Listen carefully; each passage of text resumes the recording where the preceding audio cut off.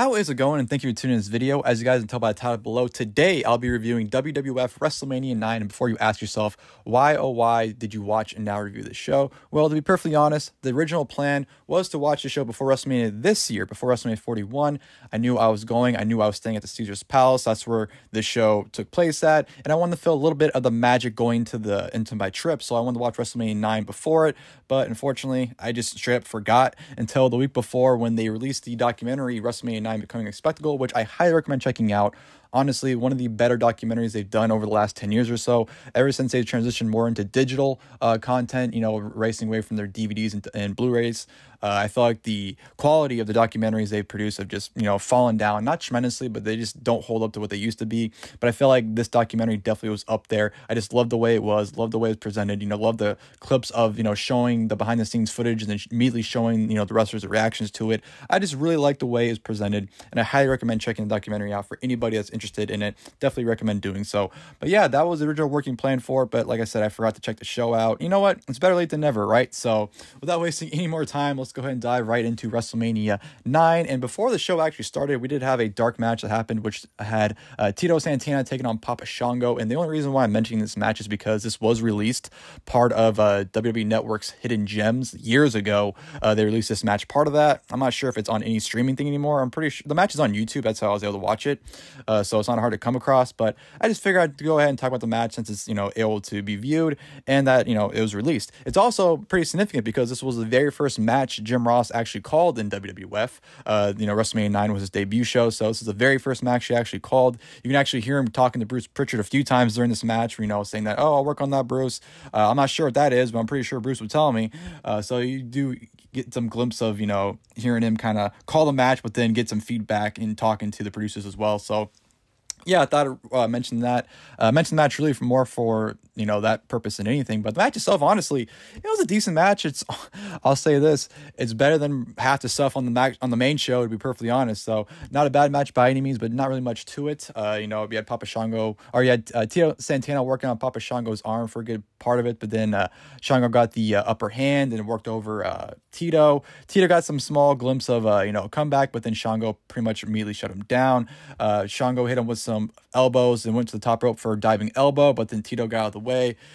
Shango missed, and then Tito just pinned him 1, 2, 3. Simple as that. So yeah, not a bad match, nothing really too significant, but like I said, honestly, it's mainly known for JR's very first match he ever called in WWF, and to be perfectly honest, like I said, it's better than half the stuff on the main show.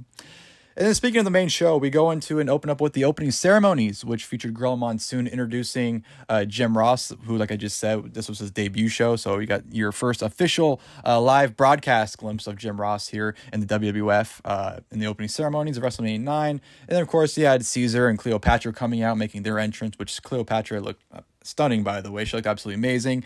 Macho Man coming out, being fed the grapes, and then, Bobby Heenan coming out on the camels backwards and everything. Just, a whole, 10 minutes of just festivities and just them trying to make everything look, as outlandish and as, Greekish as they possibly could. And then, of course, you had the Fink as Fincus Maximus as well. So that was his ring name for the event. So, yeah, big old opening ceremonies with a big introduction and everything. Then we led into our opening contest, which was for the Intercontinental Championship. Shawn Michaels defending against Tatanka.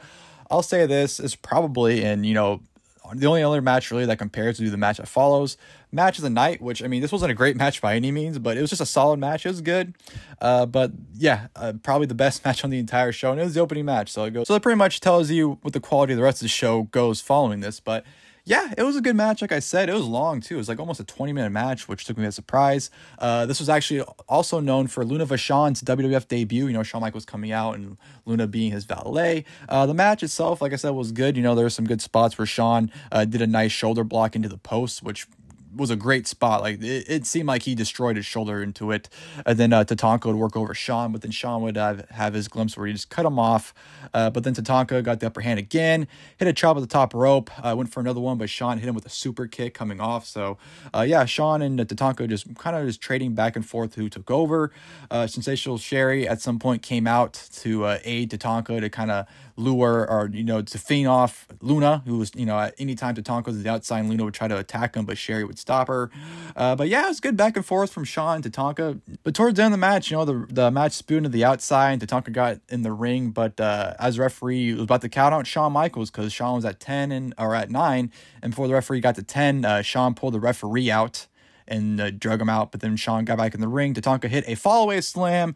Everyone thought that was it. Everyone thought we were crowned new champion, but the referee rings for the bell, and Tatanka is declared the winner by a countout, which very much confused me because Shawn wasn't counted out. But I don't know if it was a DQ finish that was announced as a countout for whatever reason. I'm not entirely sure, but either way, Shawn was going to lose. I mean, he was about to be counted out, but then he got DQ'd for pulling the ref out, so it doesn't really matter, I guess, if it was by DQ or countout. It just came across weird that they treated it like Shawn got DQ'd, but then they announced it as a countout. So it was what it was. Not really much to say about that. And, it was funny because this finish obviously was done to not have Tatanka lose, because Tatanka was on an undefeated streak for over a year at this point. And they kept it going for a while, too. Tatanka actually didn't lose till the end of the year in 93, but it was to, I believe, Ludwig Borga, I believe his name was, of all people. And if you're going, who? Exactly. So they did this finish to maintain Tatanka's streak, but then they ended up ending it months later to a nobody. So was what it was. Tatanka maintains his streak, but never wins the championship at the end. So maintains a streak, but at what cost? But after the match, Luna Vachon actually attacks Sensational Sherry. She hits her with a clothesline, then hits her with a body slam onto the outside. And then her and Shawn kind of bolt afterwards as Sherry's selling the spot. So yeah, it seemed like no one really came out of this match looking any better than they did going into it. And following that match with the Steiner brothers being interviewed by Mean Gene backstage, preparing for their match against the Headshrinkers. So we go right into that match, which honestly, you could argue this match was better than the Intercontinental title match. Just to me, I don't know, I feel like this match just fell a little short, better than the opening match. Like, it was a good match. It started off very well, but then it kind of just died down and kind of went a little bit longer. Not too long, but I just felt like for the rest spots they have, the action didn't make up for all those rest spots, in my opinion. So yeah, it was a good match, though. The beginning had a great exchange between Scott Steiner and Fatu. I thought they were working great. Scary spot happened, though, when I don't know what Fatu was going for. I don't know if it was like a flapjack or what, but he ended up giving like a flapjack to Scott Steiner on the ropes, but Scott just went completely over the ropes. He spilled to the outside, which was a horrible fall, but I mean, he looked awesome, but it looked terrible to take, I'll say that. And while I was on the outside recuperating, Alpha, hits him with a cane to, work on him. So Scott Steiner got worked on majority of the match, so I got the hot tag on Rick Steiner, but then Rick Steiner, once with the hot tag, he only got the upper hand for a few seconds before he got shut right back down. The Headshrinkers were going for the Doomsday device, but as Samu went off the top rope, Rick Steiner beautifully countered it into like a fallaway slam. So it was a beautiful counter. Scott Steiner got the hot tag, but didn't last long. Got kicked in the face by Samu, but then Scott Steiner immediately was able to hit a Frankensteiner for the 1-2-3. So the Steiner brothers get the win over the Headshrinkers. Like I said, it was a damn good match. I was really enjoying it, but I just felt like the rest spots they had with the Headshrinkers working over Scott Steiner kind of just, I just feel like it killed the momentum of my enjoyment of the match. So that's why I wouldn't consider it better than the first match, although I wouldn't really argue anybody that said it was. But yeah, like I said, damn good match between Steiner brothers and the Headshrinkers. From there, we had Doink the Clown being interviewed by Mean Gene, which was a weird interview because I feel like he was being interviewed, and then they showed clips of him and Crush for their feud, and then it went back to the interview, and I feel like Doink was just re-saying everything he just said prior to that video package. So it's a very weird interview for me. But then we go into the match itself with Crush taking on Doink the Clown. Before the match starts, Crush attacked Doink, was chasing him around the ring, attacking him. And then the match starts, Crush is in control, working over Doink, just hitting his clotheslines and, just looking like shit, to be perfectly honest. He didn't look good at all until Doink finally got the upper hand when Doink, was able to pull his head down on the ropes and ricochet him off, and then Doink worked over him for a good little while, hit some moves, hit a double axe handle off the top rope, and ended up actually hitting a pile driver as well on Crush. Not a good one, but he ended up hitting one nonetheless. But Crush made his comeback. Looked like he was going to get the win when he, locked in Doink in the head squeeze. But then, as Doink was trying to get out of it, he ends up, shoving Crush into the referee. So the ref took a bump. But then Crush put Doink back into the head crush. But then out of nowhere, a second Doink came out of nowhere and then destroys Crush with a plastered arm and just keeps wailing him in the head with it. Then, rolls out of the ring, and then the referee regains consciousness. Doink pins him 1, 2, 3. Doink the Clown defeats Crush at WrestleMania 9. It was a fine match, not much to it, compared to some of the other stuff on the show. Doink gets the win, but then Bill Alfonso comes running out from the back to tell the referee, hey, there was another Doink that came in and helped him. But as they're looking under the ring, they can't find the second Doink, so he can't, reverse the decision or anything. So, and then we cut to Todd Pettengill in the crowd. He actually had a handful of segments throughout the show of him in the crowd, like trying to interview people, but it just came off weird because it came off either the fan was annoyed by Todd or Todd was annoyed by the fan. Like, it was always a very uncomfortable interaction watching the segments with Todd Pettengill throughout the show. So, yeah, poor guy had to do that multiple times throughout the entire show. But then we go to Razor Ramon taking on Bob Backlund, both WrestleMania debuts for both men. This was a short match, not much to it. Razor was just very dominant. Backlund got some maneuvers in while he was trying to, swoop the legs of Razor, but didn't really, wasn't able to really get it. Razor Ramon won with the inside cradle on Bob Backlund. So, yeah, like I said, it was a very short match, not much to it. It was literally like 2 or 3 minutes. So, yeah, not much to talk about with that match. And then backstage, we have Mean Gene interviewing Money Inc., who are getting ready for their tag team title defense against Mega-Maniacs. So, of course, that leads into our WWF tag team title match. Mega-Maniacs, $1 Million Man Ted DiBiase, and IRS taking on, or I apologize, Money Inc., not Mega-Maniacs, Money Inc., Ted DiBiase, and IRS taking on the Mega-Maniacs, Hulk Hogan, and Brutus the Barber Beefcake. Hilarious. As the Mega-Maniacs are making their entrance, Money Inc. attack them, but Mega-Maniacs was able to fend them off, and after they fend them off, they just continue their entrance. Like, Hogan's theme's playing the entire time during the attack as well. They just, nonchalant continue their entrance like nothing happened, which I thought was hilarious. Way to make the champions look like fucking jokes, by the way, right from the get-go. But yeah, the match itself starts. Mega-Maniacs have the early advantage. They're just working over, IRS and Ted DiBiase, pretty much just playing with them, not really, taking them seriously, to the point where Money Inc.'s like, screw this. They take the tag team titles. They try to walk off, but then the referee, mid-match, changes the rules, because I guess referees can do that, decides that, hey, if you get counted out, you lose the tag team titles, by the way. So, of course, Money Inc. Run back to the ring and break the count before the count of 10. But then, Money Inc. was able to get the upper hand on their side, and then they work over Hogan. DiBiase puts Hogan in the $1 Million Dream, which feels like he has him in there for like 20 minutes. Like, it just felt like he had him in there forever. Realistically, it was probably like a minute, maybe 90 seconds, but it felt like forever. Eventually, Brutus gets a hot tag, works over Money Inc. until Money Inc. Cheat several times behind the referee's back, and then they work over Brutus.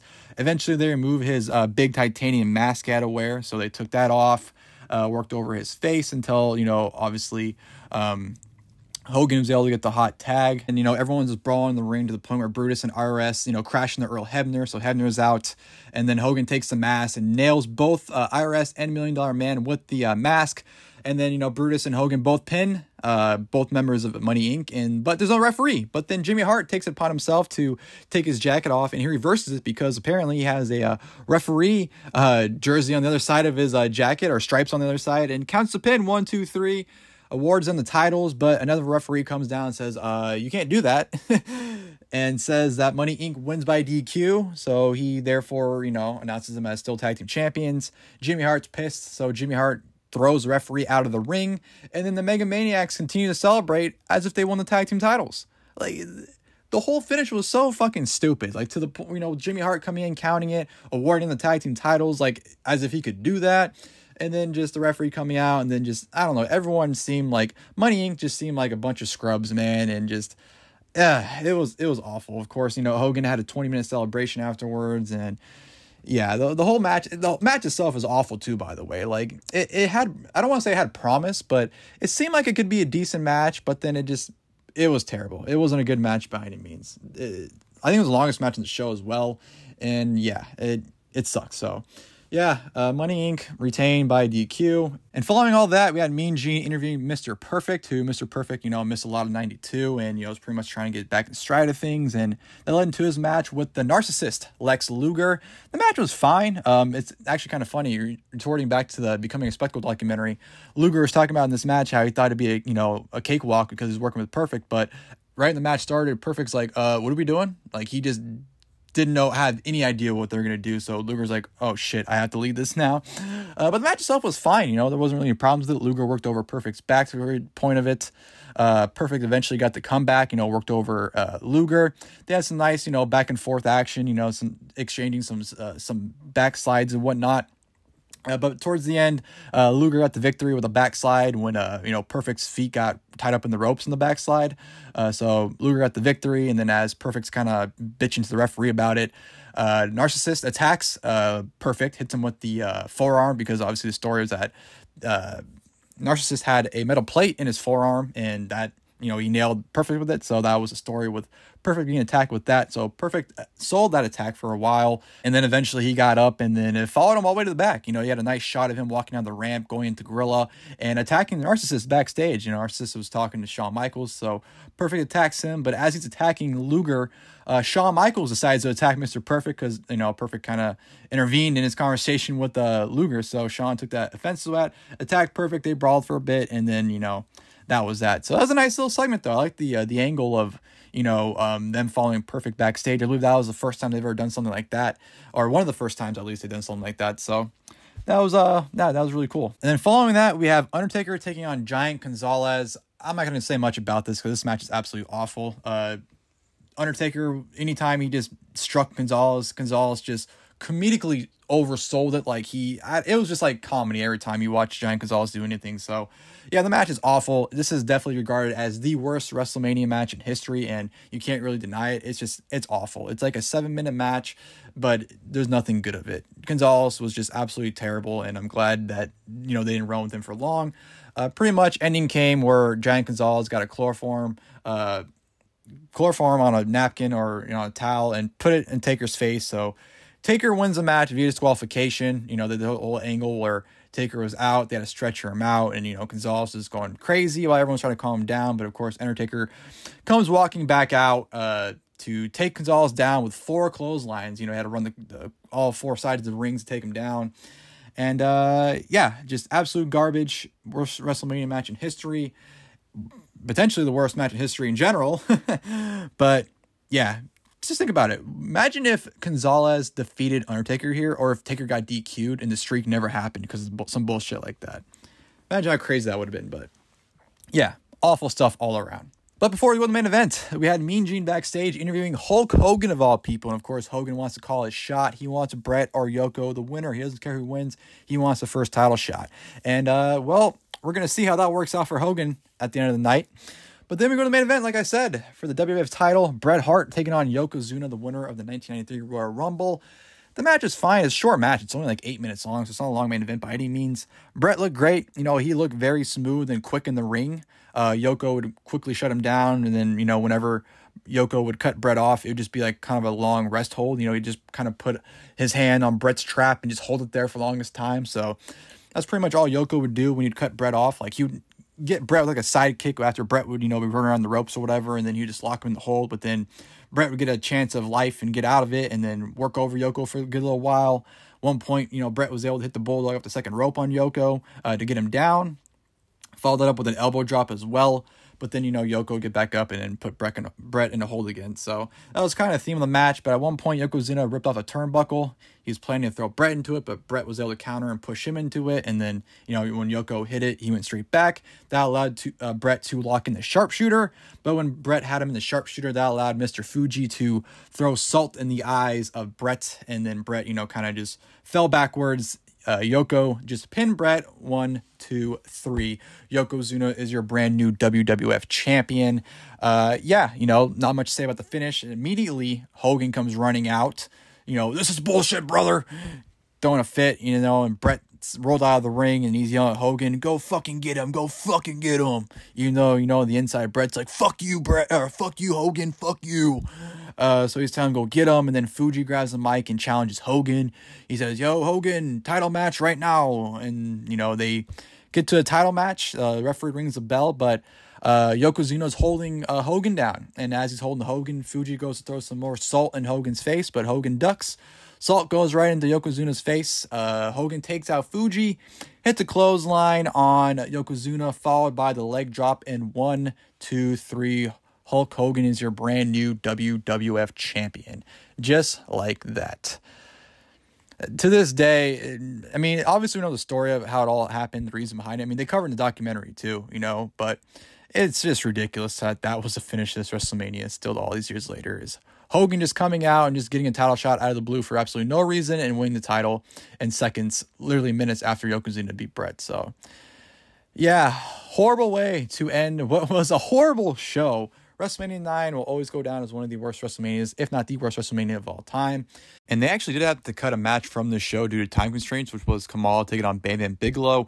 I'm not too sure if that match would have improved the show by any means. I don't think even if it was like a 5-star classic, which I highly doubt would have been, it would have really added anything to it. But, you know, I think that was just some stuff that they were able to cut and we weren't really able to suffer through. So even the match could have been a banger for all we know, that they could have went out there and delivered. But in hindsight, I'm pretty sure they were sparing us suffering through that match. In my opinion, I will say the show itself, it's 2 hours and 45 minutes. The show does fly by. Now, that does not mean everything was like easy to sit through. For whatever reason, the pacing and the flow of the show just went by smoothly. Even though everything that was happening wasn't good, for some reason, it went by quickly. So I don't know how to describe it. So for that reason, I don't think it's the worst WrestleMania of all time. Now, I will stand by it, that it is one of the worst, but I don't think this is the worst of all time, in my opinion. I think 11 has a strong case. Even WrestleMania 2, to be completely honest. I think WrestleMania 2 is a pretty awful show, in my opinion, but I do think there are some other WrestleManias that would rival this before WrestleMania 9 being number 1. WrestleMania 9, not a good WrestleMania. Nothing memorable in terms of matches. Like, there isn't a memorable match. You know, it's just memorable moments. And I guess that's the whole point of WrestleMania, is to have moments, right? But I feel like the moments that happened at WrestleMania weren't good ones. So, you know, the moments that happened weren't the right moments. They're bad moments. So, say what you will, but this definitely will be a memorable WrestleMania. It still is to this day. But yeah, in my opinion, bad show, horrible WrestleMania.